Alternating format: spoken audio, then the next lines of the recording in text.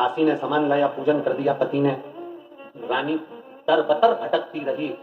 ऐसी स्थिति रानी की हो गई, पानी को हाथ लगाती थी तो कीड़े हो जाते थे, किसी के यहाँ काम करती थी तो मटके फूट जाते थे। एक साधु ने देख लिया, ब्राह्मण ने देख लिया कि रानी की दशा बड़ी विचित्र है, पानी को हाथ लगाती पानी में कीड़े पड़ जाते।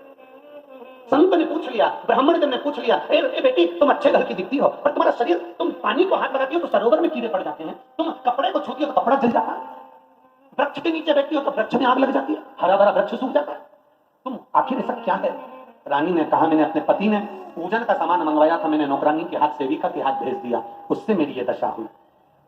संत ने कहा, पूजन का सामान किसी के हाथ से भी भेजा जाए ये कभी हो ही नहीं सकता। मां अंदर रोटी बना रही है, दरवाजे पर मांगने वाला कोई खड़ा है भूखा, मां ने अपने बेटे से कहा, ये रोटी लेकर जा, और उसको देकर। बेटे ने रोटी दी तो मां के हिस्से में पुण्य नहीं आएगा क्या?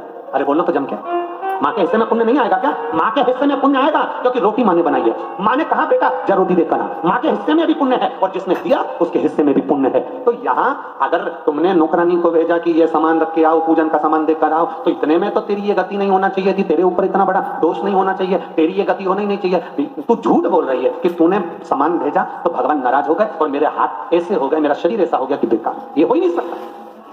तू झूठ बोल रही है, तू झूठ बोल रही है, ये तेरी गति ऐसे नहीं हो सकती।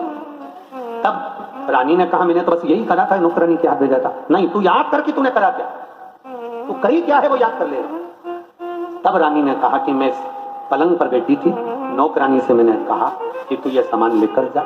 इतने में मेरा भोलेनाथ नाराज नहीं हो सकता। भोलेनाथ नाराज तब होता है, शिव की निंदा करने वाले को तो भुगतना पड़ता है। केवल तू नहीं, शंकर भगवान की निंदा करी थी देवऋषि नारद ने। देवऋषि नारद ने जाकर कहा था, भोलेनाथ आप कामदेव को नहीं जीत पाए थे, मैंने कामदेव को जीता है। शंकर भगवान की निंदा नामदेव नारद ने करी, और शंकर भगवान की निंदा नारद ने करी तो शिव जी ने कहा, नारद तुमने ये बात मुझसे कह दी, पर नारायण से जाकर मत कहना कि तुम ये शब्द मत बोलना कि तुम काम को जीते। नारद जी ने जाकर भगवान विष्णु से कह दिया, नारायण जिस कामदेव को भोलेनाथ नहीं जीत पाए उस कामदेव को मैंने जीता है। शंकर भगवान जिसको नहीं जीत पाए उसको मैंने जीता है। भगवान विष्णु की आंख से आंसू बह गए। लक्ष्मी जी ने पूछा, तुम रो रहे हो, क्यों रो रहे हो? भगवान कहते हैं, नारद जी ने निंदा कर दी शंकर जी की, मैंने निंदा सुन ली शंकर जी की, इसलिए ये नारद का सिर तो जाएगा पर मेरा भी सिर कटेगा, ये निश्चित है। वही हुआ, नारद को बंदर का मुंह लगा, रामचरितमानस में लिखा है, और भगवान विष्णु ने शंकर की निंदा सुनी थी इसलिए उनका सिर कटा, तो घोड़े का मुंह लगा, हयग्रीव अवतार हुआ शंकर भगवान विष्णु।